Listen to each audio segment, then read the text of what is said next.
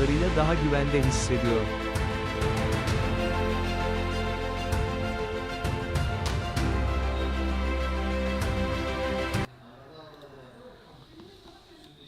Arish, welcome. How are you? Hello, nice to meet you. Nice to meet you. I'm fine, thank you. Uh, How are you? I'm fine. We make testing technological system. Yeah. Arish, if you're ready, we make one question. First question. Given the high match intensity in today's European football, how do you define the concept of sensible loading? Yeah, nice question. We know nowadays that every year, as we are going through, we have as much higher intensity in football. So we have to adapt and we have to find solutions and make the players better. The first thing we can do is about looking the GPS metrics. Um, and getting, for example, the players who play 90 minutes, we take the average of their metrics and specific metrics, the most important metrics like the total distance, the high speed run. And when we refer to high speed run, we are talking about the best load for each day. Yeah. So, for example, let's give an example. For example, our hardest day, let's say, is 3 days before the match. We try to reach this match load. For example, at least 90% of the match load in all these metrics: in total distance, in high speed run, in sprinting, in acceleration, decelerations. So Perfect. we make the players ready for this kind of intensities and match load. Yeah, perfect. Arish, question two. How reliable do you think data tracking, or for example GPS, replay, here we have ATC, is in managing player fatigue, and which metrics shall be prioritized? Okay, nice. That's something I talked before. Is about this kind of metrics: the high speed run, the sprinting, acceleration, decelerations. Yeah. Um, how we manage this? For example, if we have a spike in the week, for example, we expect a specific number for high speed run and sprinting um, in the week with the game, and we see that this player passed these numbers and has more did more in the week with the game. We try to adapt next week, decreasing the load. Try to find specific moments in the week that doesn't have so much high load, so can avoid and reduce, prevent injuries. Yeah. Especially, this is something that external load, and also the RP is a very important. After each session, we collect the RPs from the players, and we see in the scales of 10 how much did they score. For example, if we see like every day they have high numbers, we have to consider and we have to take care something going wrong with our prioritization, or something going wrong with a player, or some issues or more fatigue, and which for which reason is more fatigue. And this is taken into consideration, and we're trying to find solutions towards the week. For example, we adapt the lower body sessions. We put him like a neutral player in the training session, so we can adapt his load. Or maybe we do some blood testing. We see if his values are very high, and why is his values very high? Why he reports high numbers of RPs? So with this way, we track and we try to monitor the players and have the best results, and first of all to prevent them from injuries and be fit for the match day. Aris, I would like about fatigue threshold. Three questions. Fatigue threshold varies from person to person. How do you measure and manage these individual differences in practice? Like I said, first we can do RPE. We can report. We can get the RPs, and we see if the players report high RPE. So that means that are very fatigued, and we are looking the reason for. Also, we do some kind of testing, like Norbord testing. We're using Norbord, so record values, and we see, for example, if he has decreased in his power during the week or in several weeks. That's something that question ourselves why he decreased his power, his Newton power in the Norbord. And sometimes, not always, we use the counter movement apps. We see is something that we have to put in our schedule more. If their counter movement apps are low than the previous ones and that don't hit their targets, that means that they're fatigued. Another thing that we can do is the CPK values from the blood testing. If we see that there are high values in the CPK values in their blood, that means they are fatigued. And the other one is that we monitoring the sleep. We have some exercise like Whoop that monitoring the tracking their sleep in the night, and also the heart rate variabilities. So we see if we have some differences there, and not sleeping well, so that means that he doesn't recover well, and or his heartbeats are low. That means is signal for us that he is fatigued. All right, Aris. For a question, how can recovery times be optimized within a team's intense match tempo? Do you have any scientifically proven models? Sorry, can you repeat, please? Okay. Uh, how can recovery times be optimized within a team's intense match tempo? Uh, Huh? do you have any scientifically proven models? Okay. There are not a lot scientific articles. There are few articles.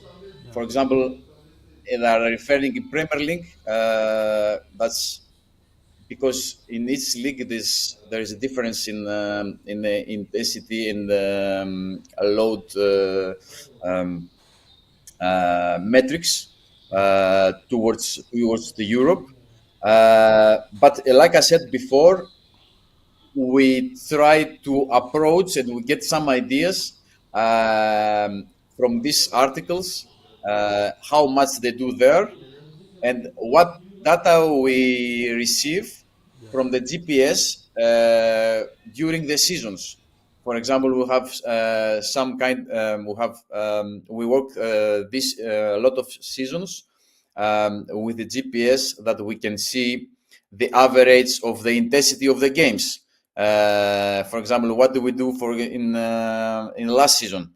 Which was the average of high speed run, sprinting of each game? So from this we get data, and we try to utilize them towards the week. But the most important thing is about the players' data, that they play 90 minutes, and we have the average percentage of their data.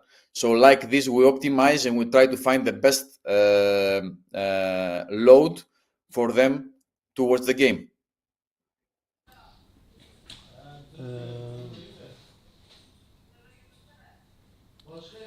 There is 5 question. How can one achieve tolerating fatigue without loss of performance when planning training load? How can we tolerate and sorry, one more again, please. Okay. How can one achieve tolerating fatigue without loss of performance when planning training load? Okay. Is like I said, you have to plan sessions Yeah. that are, for example, how we do it in the two first days of the week. Let's say we have 5 days turnaround for the match, and we have -4 days before the match, and -3 days before the match. We try to do our hardest sessions, so we can achieve the super compensation for the match. And the other 2 days, we try to recover and to recuperate from these 2 hardest days, so the players are fresh and ready for the match. With this way, I think we can optimize and make the players better, fitter for the match. Yeah. I'm asking communication and coaching team.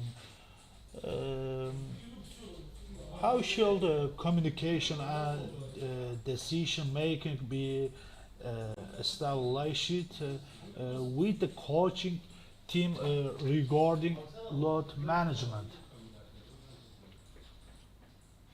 That's also very nice question. Yeah. The thing is that we start before we start a collaboration and cooperation with a coach. We try to adapt for what he needs and what we need during the weeks. And sometimes this is easy, sometimes it's difficult. There are other coaches that have their own ideas. Some other coaches are okay, inclined to follow the periodization plan. But the best thing is to communicate and to find the ways that it work for both sides. So we set up the plan, we set up the periodization plan for what we can follow each week, and how we work, for example, in 5 days turnaround, this in 4 days turnaround, or in 3 days turnaround, and the coach understands what needs for each day. So we made it clear from the start that we have to work specific the things each day, and specific day towards the game.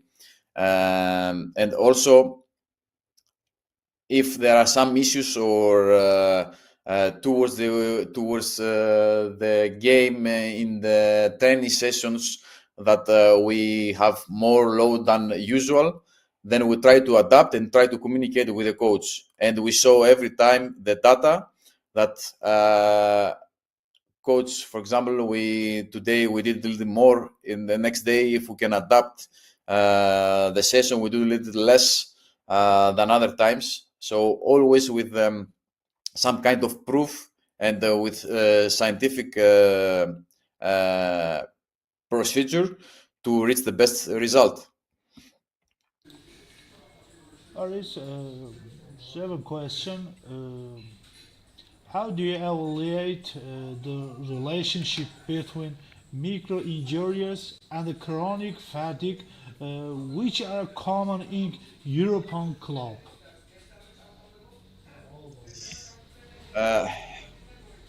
That depends. Depends how many games you have in the week, and like I said before, we try to adapt each time. For example, if you have three games in a week, the starters try to focus more in the recovery, try to focus more in sleep, try to focus in to have fast to nutrition, to have the proper food, so they can recover as fast as possible. Um, so they can be ready in the next games. For example, also again with the GPS data, if we see, for example, the players have big load and spikes that are not usual for him, we raise red flags, and we try to adapt the load, try to give him more attention in this kind of situations. Depends. For example, if there are two games per week, we try to use rotations. So we rotate the players, and we try to have the same load. The players can have the same load during the week. With these ways, I think we can reach we can control and monitor the acute and chronic load. Otherwise, would be dangerous and risky for the players that playing consecutive games, don't not take into account all these things like load, fatigue, sleep. So like this, we try to avoid and prevent bad things like injuries. Aris, eighth question. How crucial is rotation management and player minutes planning in the fast-paced leagues, or, for example, Premier League or Bundesliga or Belgium League? Yeah, is crucial. We see a lot of teams. They have a core of players that they are using a lot. So some of these players are, I assume, and I believe that robust enough, so they can do a lot of games. And there are, for example, a lot of teams like the Premier League, some players playing all the game matches, and the coach rotates the other ones, so they can have this kind of what we discussed before, the acute and chronic load. Is very important, so we can prevent injuries. We keep the load in normal circumstances.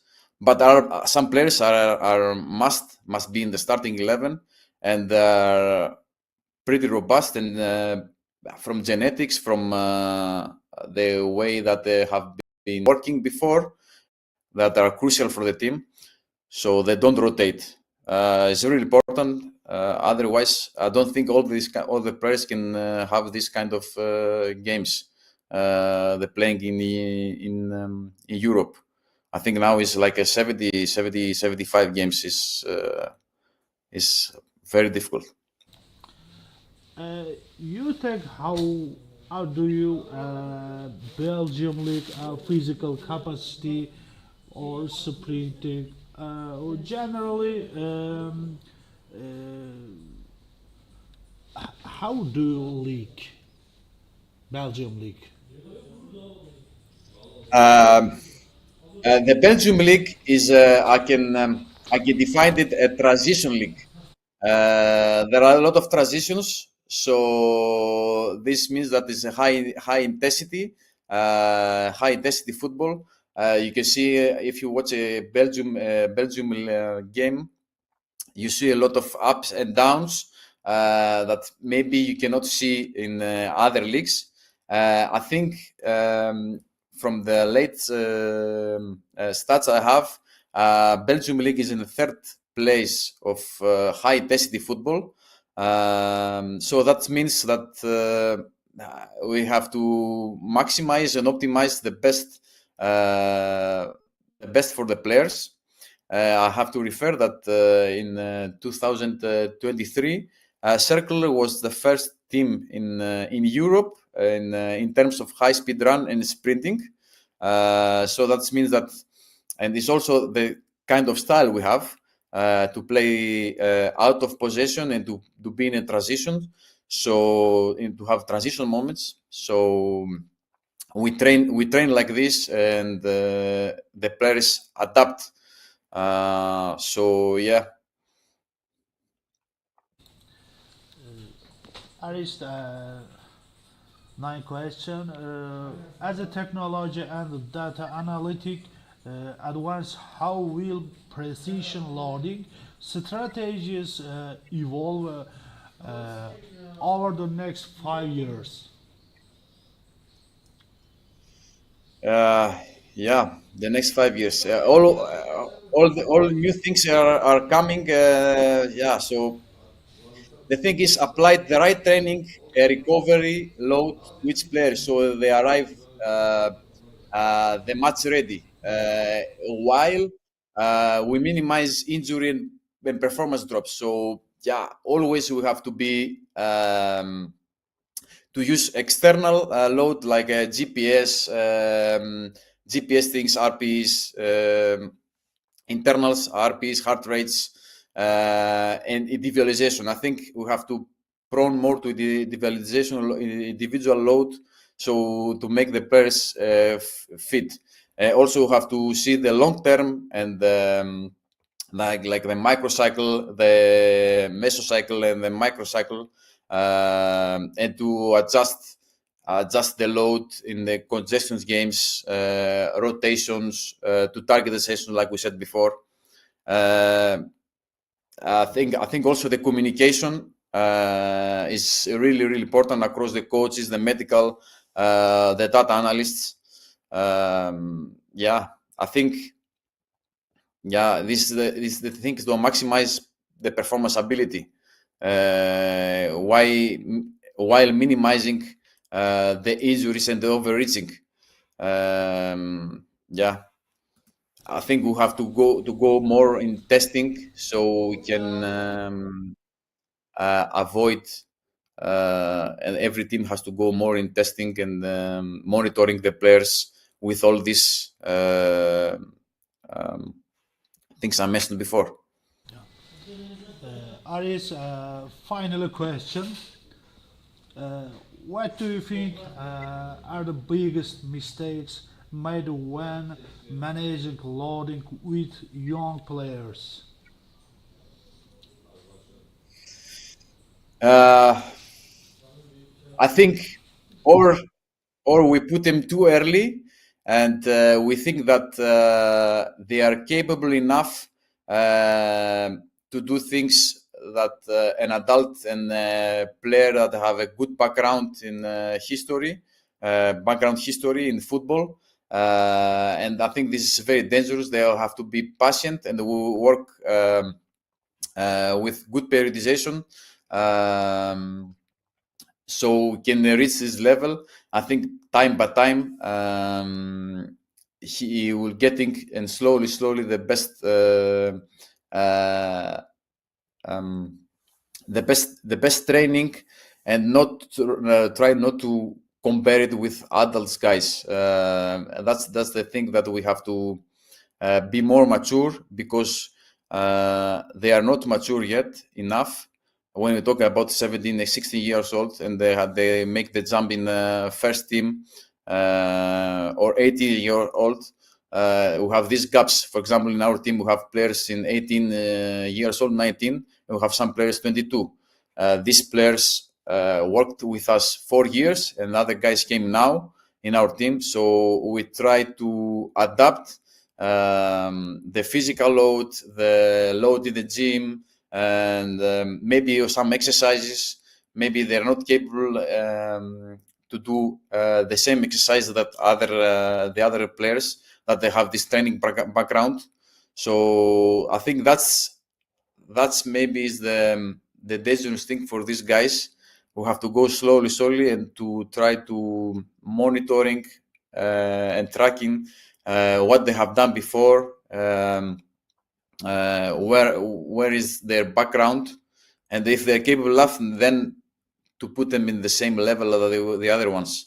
Otherwise, we have this kind of problems, injuries, and like we say, we burn them.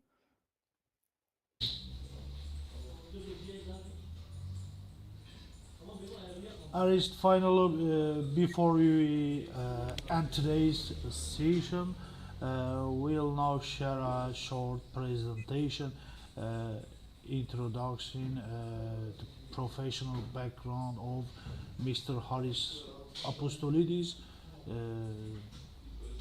Please stay with us for a moment to learn about his career and experience. Other than we, as a Balltouch, we Apostolidis background English. Apostolidis is a physical performance coach originally from Greece. He currently works for Cercle Bruges, a Belgian First Division team. He plays an active role in team performance planning, injury prevention, recovery, strength training, and GPS data analysis.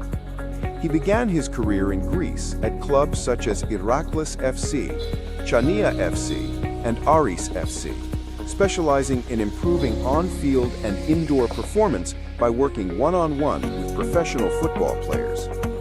A graduate of Aristotle University, Apostolidis holds master's degrees in sports sciences and human performance and health. He has also completed specialized programs in football strength and conditioning, football injury rehabilitation, and sports nutrition. Apostolidis speaks English, Greek, German, and Spanish, and effectively utilizes modern technologies for football performance, particularly GPS systems such as StatSports and GPXE. In short, he's a data-driven, modern, innovative, and player development-focused performance coach.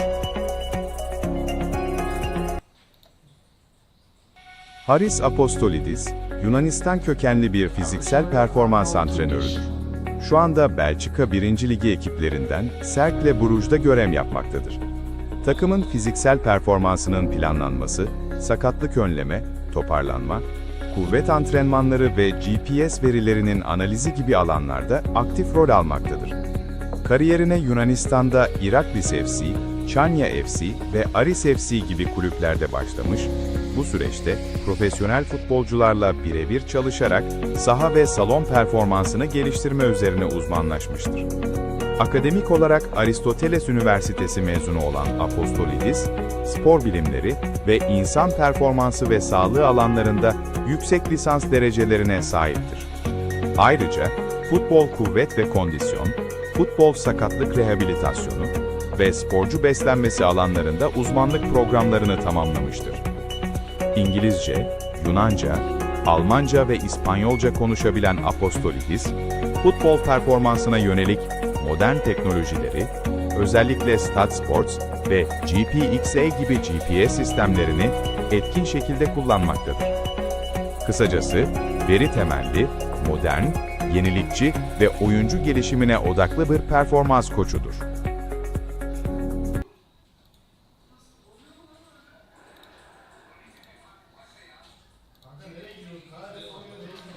Yeah, Haris. Thank you very much for the presentation. I really like it, to be honest. It was very nice. Thank you very much. It was very high quality. Yeah. It was top. Okay, I didn't expect this, to be honest. Thank you. Perfect. Thank you very much. I appreciate it. Yeah. Once again, we would like to thank Mr. Haris Apostolidis for joining us and sharing his valuable knowledge and experience. Thank you very much. Nice to be here. We had nice conversation,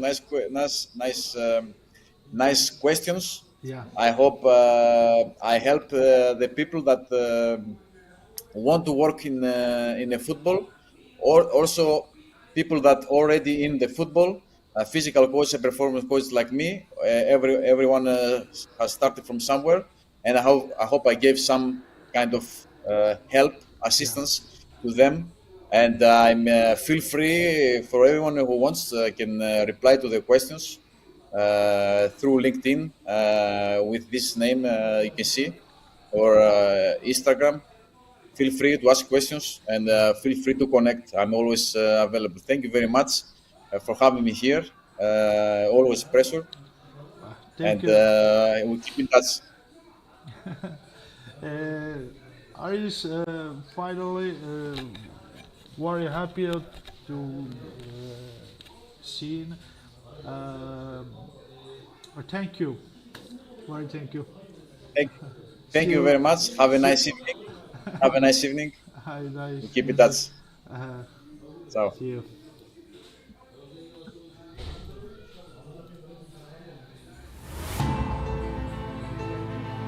Sporun sınırlarını zorlarken en değerli varlığımız sporcuların sağlığı. Balltouch, teknoloji ve bilimi birleştirerek, sakatlık risklerini önceden tahmin eden ve performansı maksimize eden bir devrim sunuyor. Antrenörler, Balltouch'un kullanıcı dostu panosu sayesinde, sporcularının risk profillerini tek bir tıkla görüntülüyor, optimum takip modu ile yorgunluk seviyeleri anında ölçülüyor. Sporcular ise kişiselleştirilmiş antrenman programlarıyla daha güvende hissediyor.